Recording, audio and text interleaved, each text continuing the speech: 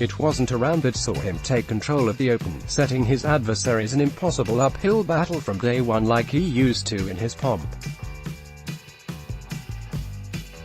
It wasn't even him capitalizing on a good start to lay down a marker on day when the bigger names didn't seem to want to come to the party. But following Tiger Woods around a course, and especially this course, remains an experience like nothing else in golf. Still the most popular, still the best known, still the man who changed the sport. The 147th Open Championship takes place at Carnoustie. The 147th Open Championship takes place at Carnoustie. The 42-year-old received an almost embarrassingly huge cheer as he strode calmly onto the first tee box on Thursday afternoon. By that point, the majority of the field's best-known stars had already been round and were on the course, and so even on the far-flung 10th hole the roar to signal Woods' arrival was clearly heard and received with a wry smile and a nod. That'll be Tiger Woods' huge reception was almost performatively matched moments later as the home crowd realized Scottish hope Russell Knox, playing in the same trio, probably merited more of a home advantage. But as soon as Woods sunk a birdie on the first green, coinciding with a politely applauded bogey for Knox, there was no doubt who everybody wanted not only to see, but to see succeed. The undulating terrain surrounding the first green at Carnoustie forms something akin to a natural amphitheater, spectators rising around the makeshift stage, vividly verdant and glowingly different from the rest of the sun-scorched course. And at times it was like theater, following Woods. And like all the best written works of the stage, there was a feeling, an urge, that the paying public were invested in the star, desperate for the hero to win out. This was no different for Woods, the man who trailed half of Carnoustie around 18 holes with him as spectators ditched other groups to swarm to the three-time Open winner. John Inverdale, watching poor Rick Harrington miss a putt on the 9th, noted on the radio that the stands had emptied and that in the distance he could make out a throng. Somewhere among that group, you'd have to imagine, is Tiger Woods, he ruminated, not incorrectly. With many of those bigger names now safely in the clubhouse or working through the final holes, it was a twist of fortune, or pandering to American television, if you're feeling cynical, that left Woods as the sole attraction of the late afternoon session.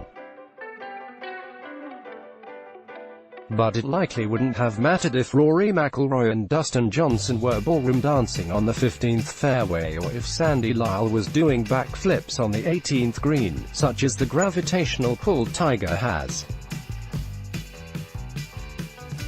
It is as if his name is on the leaderboard in capitals and surrounded by flashing lights vaguely illuminating those around him but leaving the rest in shadow.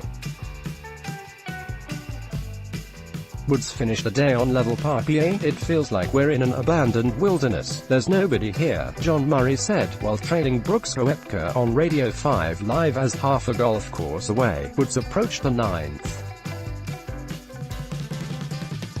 It was here that Woods' day began to turn against him, and he faced his first sticky situation of the day on that final green of his outward trip, only to drop it in the hole from 10 yards right to left and save par, having been in the bunker. It could have been his frightful flirtation with danger that got him back on track, but as the conditions got less friendly, Woods began to struggle for quite the same level of control he'd shown on the front 9. As the wind picked up, it rippled the white shirt that protruded from behind his coral blue sleeveless sweater. Woods is one of those who suffered most for the extra gusts as he found bunkers either side of the turn and then three-putted on 13 to drop the shot he had made up at 11. Another dalliance with the sand meant failing to pick up a shot on the friendly hole 14, where so many before him had found birdies or better. On 15 he was back on the beach and it cost him a shot, sending him back to level par and no longer among the contenders. On 16 his tee shot dragged right into the wispy long grass that he saved for par, and by this point, as the sun began to glow orange and dip towards the chimneys of Carnoustie's sweet town, those loyal fanatics that had stalked Woods every step gradually began to peel off in search of sustenance and hydration.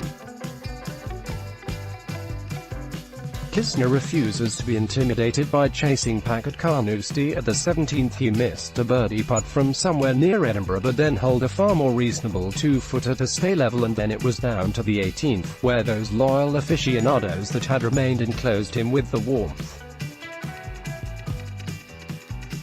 Another par followed, level on the day, and an underwhelming trip back from a front nine that has everyone involved in this year's championships salivating.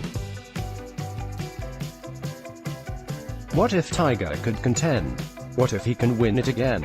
That intrigue wore off as a long day stretched out further and further, but it still remains. You just need to look a little harder to find it. The only certainty when it comes to Tiger Woods is that there will be thousands, perhaps tens of thousands of people ready to follow along for that search. Follow The Independent Sport on Instagram here for all of the best images, videos and stories from around the sporting world.